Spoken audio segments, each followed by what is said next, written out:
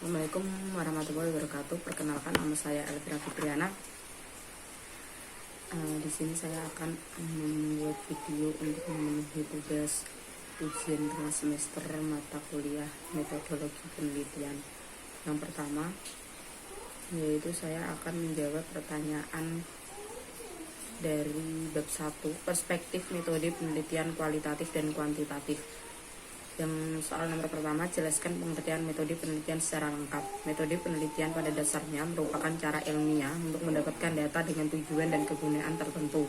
Yang kedua, sebut dan jelaskan komponen metode penelitian, data dan sumber data. Dalam bagian ini, data dan sumber data harus dituliskan termasuk sumber data yang diperoleh.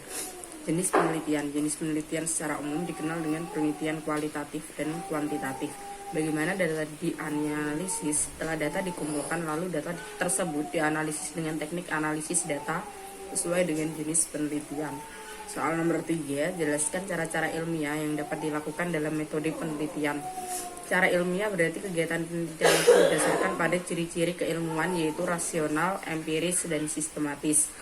Rasional berarti kegiatan penelitian itu dilakukan dengan cara-cara yang masuk akal, sehingga terjangkau oleh penalaran manusia. Empiris berarti cara-cara yang dilakukan itu dapat diamati oleh indera manusia, sehingga orang lain dapat mengamati dan mengetahui cara-cara yang digunakan. Sistematis artinya proses yang digunakan dalam penelitian itu menggunakan langkah-langkah tertentu yang bersifat logis. Soal yang keempat, jelaskan tujuan penelitian dilakukan. Secara umum, tujuan penelitian ada 3 macam, yaitu yang bersifat penemuan, pembuktian, dan pengembangan. Penemuan berarti data yang diperoleh dari penelitian itu adalah data yang betul-betul baru yang sebelumnya belum pernah diketahui. Pembuktian berarti data yang diperoleh itu digunakan untuk membuktikan adanya keraguan-keraguan terhadap informasi atau pengetahuan tertentu. Dan pengembangan berarti memperdalam dan memperluas pengetahuan yang telah ada. Soal nomor 5, jelaskan kegunaan penelitian dilakukan.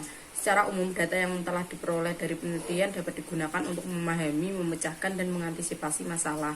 Memahami berarti menjelaskan suatu masalah atau informasi yang tidak diketahui dan selanjutnya menjadi tahu. Sedangkan memecahkan berarti meminimalkan atau menghilangkan masalah. Dan mengantisipasi berarti mengupayakan agar masalah tidak terjadi. Soal nomor 6, sebut dan jelaskan jenis metode penelitian berdasarkan tujuan dan tingkat kealamiahan objek. Berdasarkan tujuan, metode penelitian dapat diklasifikasikan menjadi penelitian dasar atau basic research, penelitian terapan atau applied research, dan penelitian pengembangan atau research and development. Selanjutnya, berdasarkan tingkat kealamiah, metode penelitian dapat dikelompokkan menjadi metode penelitian eksperimen, survei, dan naturalistik. Soal nomor 7, sebutkan perbedaan antara metode penelitian kuantitatif dan metode penelitian kualitatif. Yang pertama, berdasarkan desain penelitian. Kualitatif bersifat umum, fleksibel, dan dinamis. 2, kuantitatif memiliki sifat yang khusus, terinci, dan statis. Alur dari penelitian kuantitatif sendiri sudah direncanakan sejak awal dan tidak dapat diubah lagi. B, berdasarkan analisis data. Kualitatif dapat dianalisis selama proses penelitian berlangsung, sedangkan kuantitatif dapat dianalisis pada tahap akhir sebelum laporan.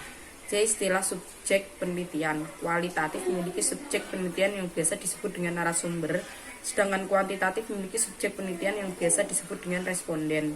D, memandang fakta. Penelitian kualitatif memandang fakta atau kebenaran, tergantung pada cara peneliti menginterpretasikan data. Hal ini dikarenakan ada hal-hal kompleks yang tidak bisa sekedar dijelaskan oleh angka seperti perasaan manusia. Sedangkan penelitian kuantitatif memandang fakta atau kebenaran berada pada objek penelitian di luar sana. Peneliti harus netral dan tidak memihak.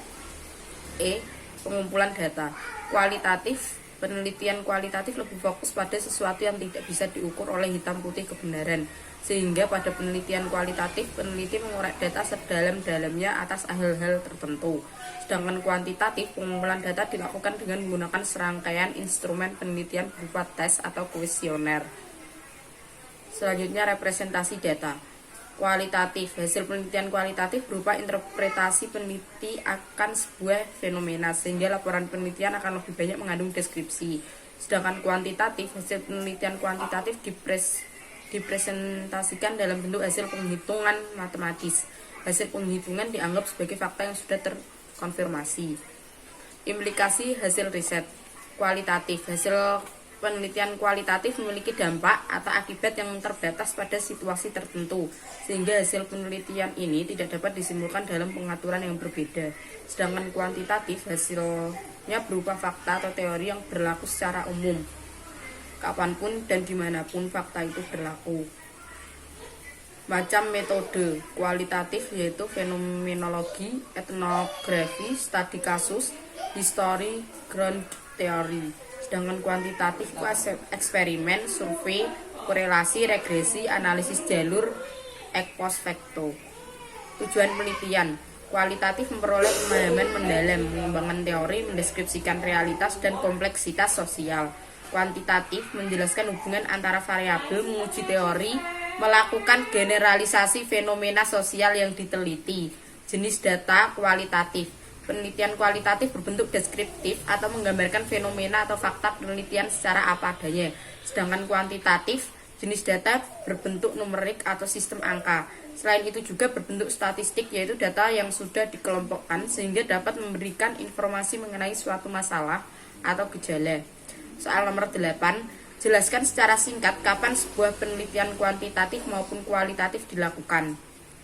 Penggunaan metode kuantitatif digunakan apabila masalah yang merupakan titik tolak penelitian sudah jelas.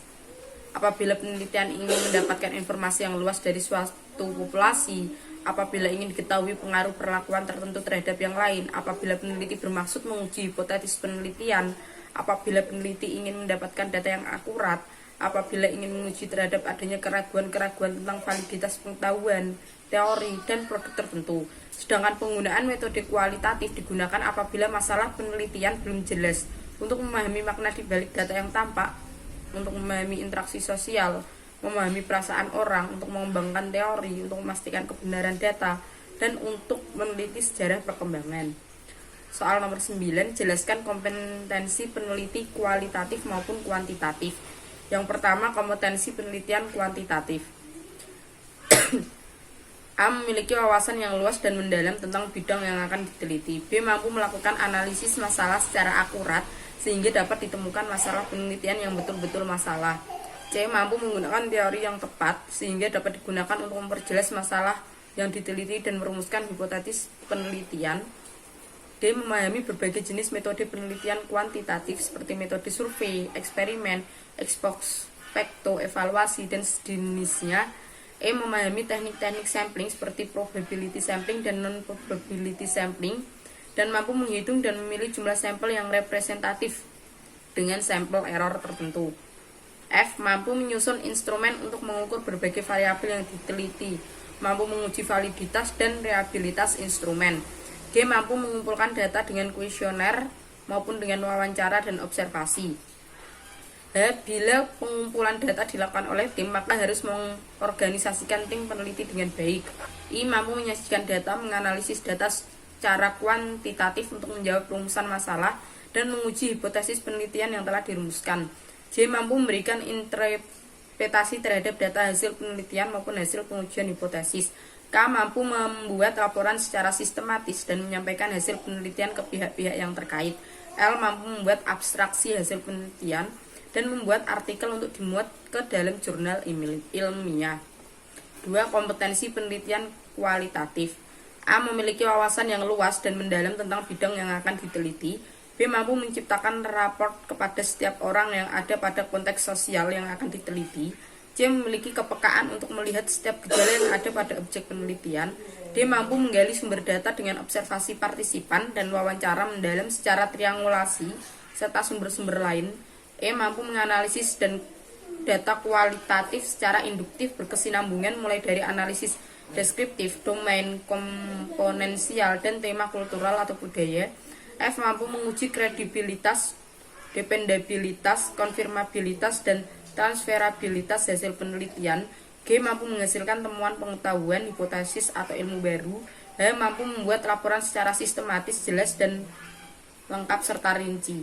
Pertanyaan 10, menurut Anda jenis penelitian yang diusulkan di Metopen termasuk kuantitatif ataukah kualitatif?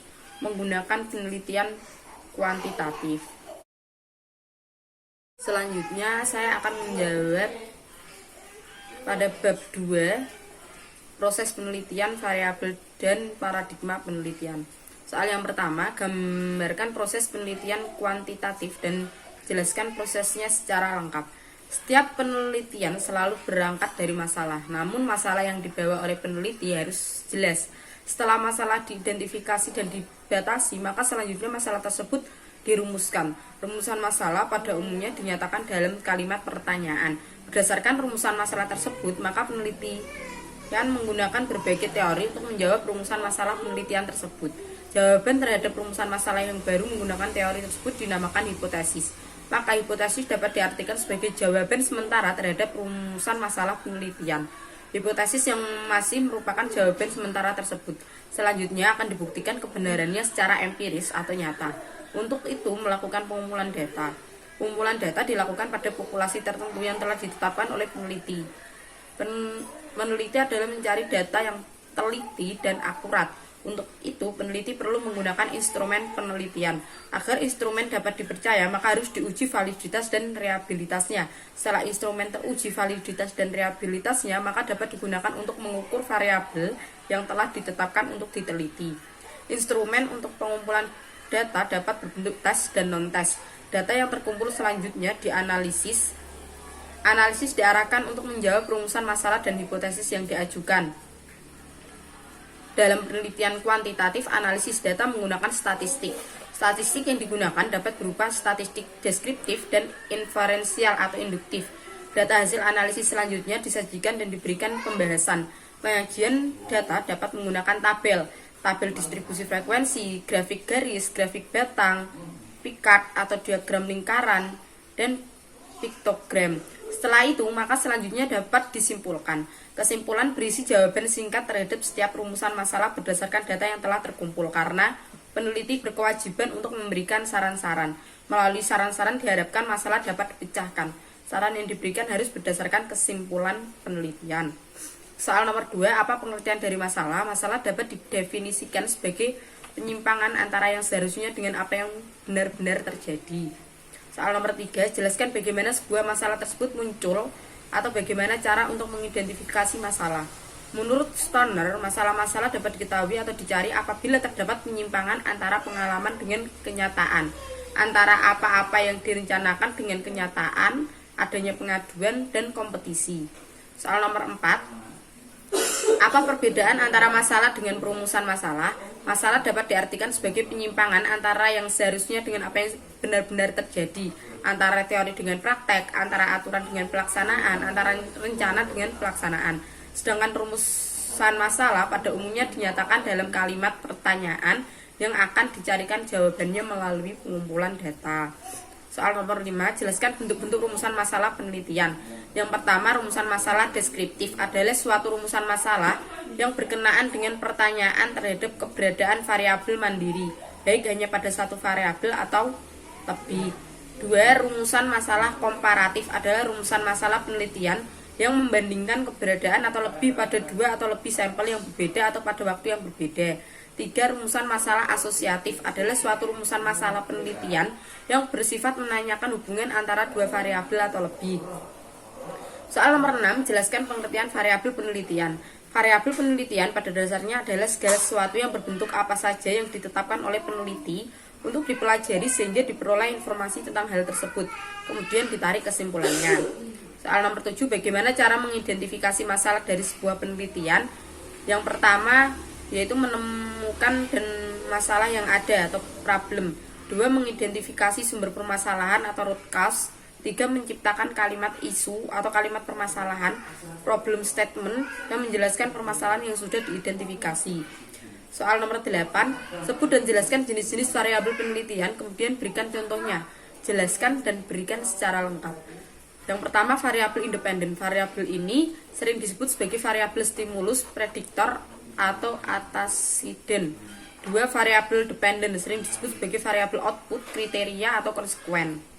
3, variabel moderator, variabel yang mempengaruhi atau memperkuat dan memperlemah hubungan antara variabel independen dengan dependen.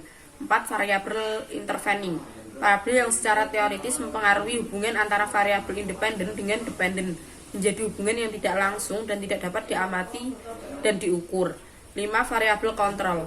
Variabel yang dikendalikan atau dibuat konstan sehingga pengaruh variabel independen terhadap dependen tidak dipengaruhi oleh faktor luar yang tidak diteliti.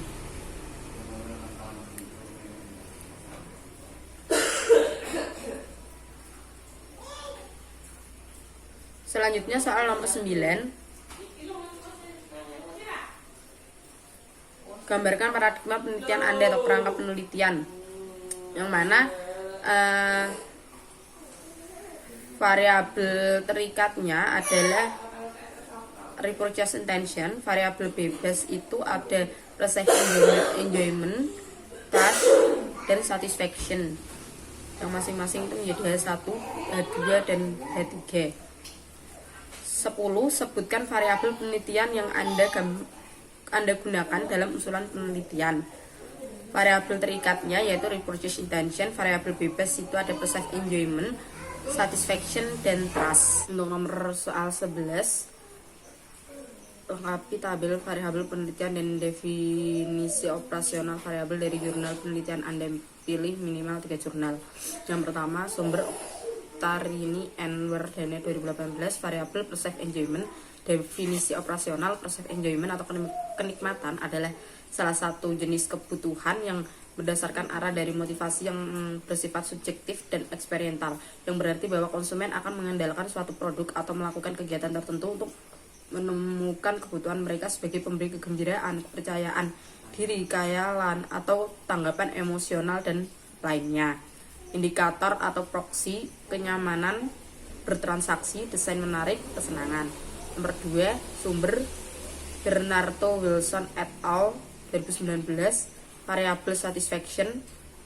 Definisi operasional, satisfaction dapat diartikan sebagai kondisi emosional individu yang timbul ketika seorang pelanggan berusaha untuk membandingkan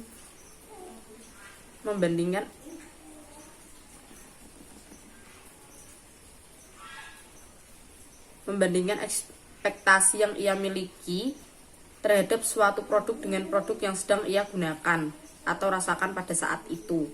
Indikator atau proksinya yaitu satisfaction atau SAT, AV sama dengan 0,605, CR sama dengan 0,821. Ketiga, sumber Bernardo Wilson et al. 2019, variabel trust. Definisi operasional, trust adalah kepercayaan pihak pelanggan terhadap pihak penyedia jasa dalam melakukan hubungan transaksi berdasarkan suatu keyakinan bahwa pihak penyedia jasa yang dipercayainya tersebut memiliki segala kewajibannya secara baik sesuai yang diharapkan. Mengacu indikator atau proksinya, trust AVE sama dengan 0,563, CR sama dengan 0,837. Saya akan menjawab pertanyaan dari bab 3, landasan teori, kerangka berpikir, dan pengajuan hipotesis. Soal pertama, sebutkan langkah-langkah dalam melakukan penelitian kuantitatif secara lengkap. Membuat rumusan masalah, menentukan landasan teori, merumuskan hipotesis, melakukan pengumpulan data, melakukan analisis data, dan menyimpulkan. Soal nomor 2, langkah kedua dalam penelitian kuantitatif adalah telaah pustaka. Mengapa diperlukan langkah tersebut? Jelaskan. Karena telaah pustaka bertujuan untuk menyampaikan kepada pembaca pengetahuan dan ide apa saja yang sudah dibahas dalam suatu topik penelitian. Nomor 3, apa saja isi dari telaah pustaka? Jelaskan. Menyampaikan kepada pembaca tentang pengetahuan dan ide apa saja yang sudah dibahas dalam suatu topik penelitian. Telaah pustaka memberikan gambaran kepada pembaca sejauh mana penelitian sudah dilakukan. Soal nomor 4, sebutkan kegunaan teori dalam penelitian. Yang pertama, untuk memperjelas dan mempertajam ruang lingkup atau konstruk variabel yang akan diteliti. 2, kegunaan teori kedua, prediksi dan pemandu untuk menemukan fakta, adalah untuk merumuskan hipotesis dan menyusun instrumen penelitian, karena pada dasarnya hipotesis itu merupakan pernyataan yang bersifat prediktif. 3, kegunaan teori ketiga, kontrol, digunakan mencandra dan membahas hasil penelitian sehingga selanjutnya digunakan untuk memberikan saran dalam upaya pemecah masalah. Soal nomor 5, jelaskan langkah-langkah dalam deskripsi teori. Yang pertama, tetapkan variabel yang diteliti dan jumlah variabelnya. 2, mencari sumber-sumber bacaan. 3, melihat daftar isi setiap buku dan pilih topik yang relevan dengan setiap variabel yang akan diteliti. 4, mencari definisi setiap variabel yang akan diteliti pada setiap sumber bacaan. Bandingkan antara satu sumber dengan sumber yang lain dan pilih definisi yang sesuai dengan penelitian yang akan diadakan. 5. Baca seluruh isi topik buku yang sesuai dengan variabel yang akan diteliti. Lakukan analisa, renungkan, dan buatlah rumusan dengan bahasa sendiri tentang isi setiap sumber data yang dibaca. 6. Deskripsikan teori-teori yang telah dibaca dari berbagai sumber ke dalam bentuk tulisan dengan bahasa sendiri. Sumber-sumber bacaan yang dikutip atau yang digunakan sebagai landasan untuk mendeskripsikan teori harus dicantumkan. Soal nomor 6, bagaimana proses penyusunan kerangka berpikir untuk pengembangan hipotesis. Yang pertama, menetapkan variabel yang diteliti. 2. Membaca buku dan hasil penelitian. 3. Deskripsi teori dan hasil penelitian. 4.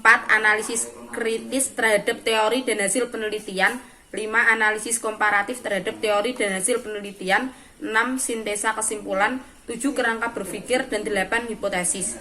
Soal nomor 7, bagaimana langkah-langkah menyusun hipotesis. Yang pertama, penentuan masalah. 2. Hipotesis pendahuluan atau hipotesis preliminal. 3. Pengumpulan fakta. 4. Formulasi hipotesis. 5. Pengujian hipotesis. Dan 6. Aplikasi atau penerapan. Soal nomor 8, kapan sebuah kerangka berpikir dikatakan bagus. Yang pertama, variabel-variabel yang akan diteliti harus dijelaskan. 2. Diskusi dalam kerangka berpikir harus dapat menunjukkan dan menjelaskan apakah pertautan atau hubungan antara variabel yang diteliti. 3. Diskusi juga harus dapat menunjukkan dan menjelaskan apakah hubungan antar variabel itu positif atau negatif, berbentuk simetris, kasual, atau interaktif. 4. Kerangka berpikir tersebut selanjutnya perlu dinyatakan dalam bentuk diagram, sehingga pihak lain dapat memahami kerangka pikir yang dikemukakan dalam penelitian. Soal nomor 9, kembangkan atau susunlah hipotesis dari rencana penelitian yang Anda usulkan.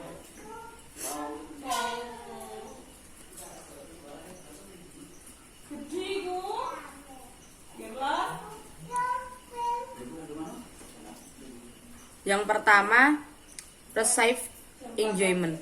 Receive enjoyment atau kenikmatan adalah salah satu jenis kebutuhan yang berdasarkan arah dari motivasi yang bersifat subjektif dan eksperiental, yang berarti bahwa konsumen akan mengandalkan suatu produk atau melakukan kegiatan tertentu untuk menemukan kebutuhan mereka sebagai pemberi kegembiraan, percayaan diri, khayalan, atau tanggapan emosional dan lainnya. Berdasarkan penelitian yang dilakukan oleh Oktarini Anwardana 2018 menunjukkan bahwa perceived enjoyment berpengaruh positif dan signifikan terhadap repurchase intention, sehingga hipotesis pertama, perceived enjoyment berpengaruh positif dan signifikan terhadap repurchase intention. 2. Satisfaction. Satisfaction dapat diartikan sebagai kondisi emosional individu yang timbul ketika seorang pelanggan berusaha untuk membandingkan ekspektasi yang ia miliki terhadap suatu produk dengan produk yang sedang ia gunakan atau rasakan pada saat itu. Berdasarkan penelitian yang dilakukan Bernardo Wilson et al. 2019 menunjukkan bahwa satisfaction berpengaruh positif dan signifikan terhadap repurchase intention, sehingga hipotesis kedua, satisfaction berpengaruh positif dan signifikan terhadap repurchase intention. Ketiga, trust. Trust adalah kepercayaan pihak pelanggan terhadap pihak penyedia jasa dalam melakukan hubungan transaksi berdasarkan suatu keyakinan bahwa pihak penyedia jasa yang dipercayainya tersebut memiliki segala kewajibannya secara baik sesuai yang diharapkan. Berdasarkan penelitian yang dilakukan Unjaya dan Santoso 2015 menunjukkan bahwa trust berpengaruh positif dan signifikan terhadap repurchase intention, sehingga hipotesis ketiga, trust berpengaruh positif dan signifikan terhadap repurchase intention. Selanjutnya saya akan menjawab dari bab 5, populasi dan sampel. Sebutkan macam-macam metode pengambilan sampel. Yang pertama, probability sampling, terdiri dari simple random sampling, proportionate stratified sampling, disproportionate stratified random sampling, area atau cluster sampling. 2. Non-probability sampling, terdiri dari sampling sistematis, sampling kuota atau sampling accidental, purposive sampling, sampling jenuh, dan snowball sampling. Soal nomor 2, apa yang dimaksud dengan probability sampling? Jelaskan metode pengambilan sampel dengan probability sampling. Probability sampling adalah teknik pengambilan sampel yang memberikan peluang yang sama bagi setiap unsur anggota atau populasi untuk dipilih menjadi anggota sampel. Metode yang digunakan simple random sampling. Dikatakan simple atau sederhana karena pengambilan anggota sampel dari populasi dilakukan secara acak tanpa memperhatikan strata yang ada dalam populasi itu. 2. Proportionate stratified random sampling digunakan bila populasi mempunyai anggota atau unsur yang tidak homogen dan berstrata secara proporsional. 3. proportionate stratified random sampling digunakan untuk menentukan jumlah sampel bila populasi berstrata tetapi kurang proporsional. 4. Cluster sampling atau area sampling digunakan untuk menentukan sampel bila objek yang akan diteliti atau sumber data yang luas.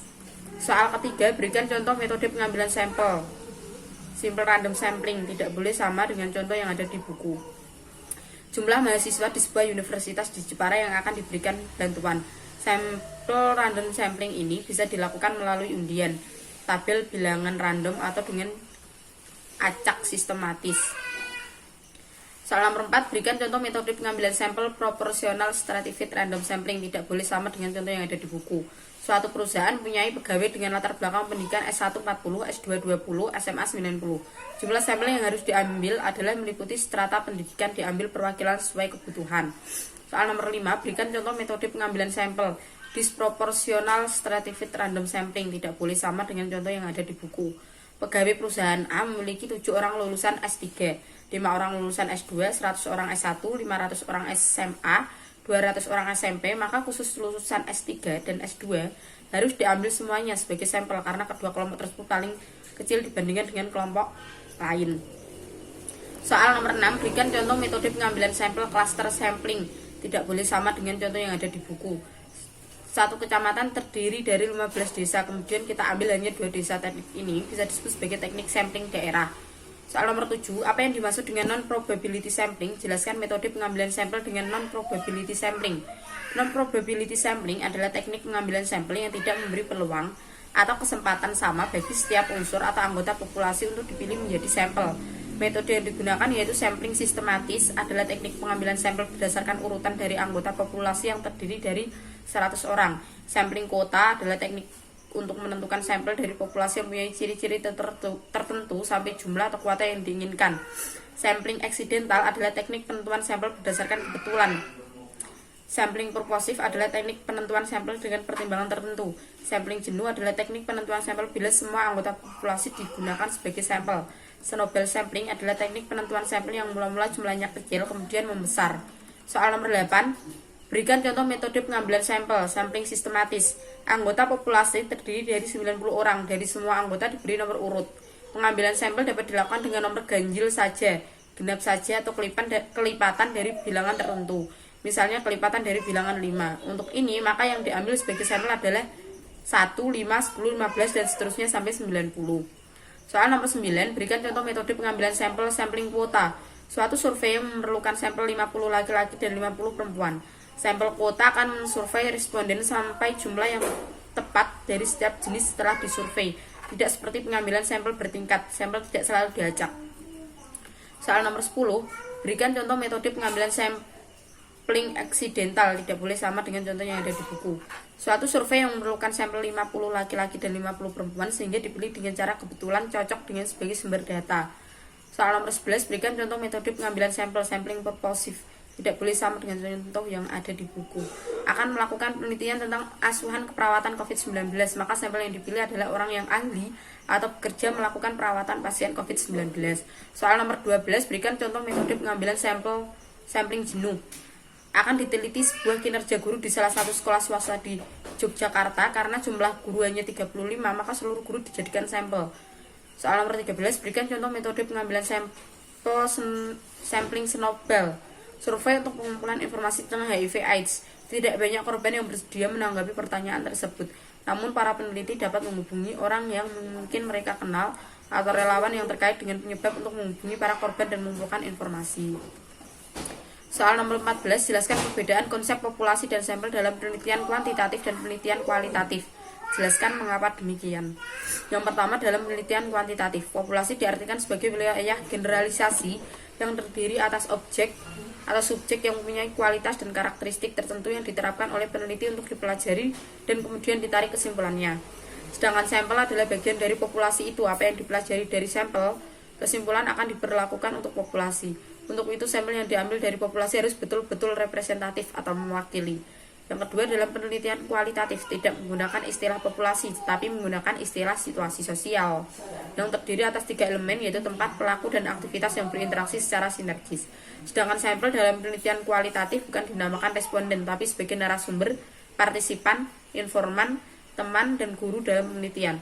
Sampel dalam penelitian kualitatif juga bukan disebut sampel statistik, tetapi sampel teoritis, karena tujuan penelitian kualitatif adalah untuk menghasilkan teori.